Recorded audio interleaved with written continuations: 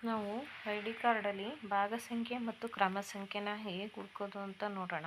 ಮೊದಲನೇದು Play Store open ಮಾಡಿ. Play Store open ಮಾಡಿ ಅಲ್ಲಿ ಸರ್ಚ್ ಅಂತ ಕೊಡಿ. ಆಮೇಲೆ ECINET ಎಂದು ಟೈಪ್ ಮಾಡಿ. ಈ ಆ್ಯಪನ್ನು ಈ ಥರ ಓಪನ್ ಆಗುತ್ತೆ.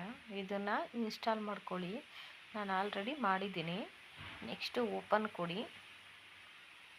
ಓಪನ್ ಕೊಟ್ಟು ನೆಕ್ಸ್ಟ್ ಓಪನ್ ಆಗುತ್ತೆ. ನೆಕ್ಸ್ಟ್ ಇಲ್ಲಿ search your name in voter list ಅಂತ ಬರುತ್ತೆ.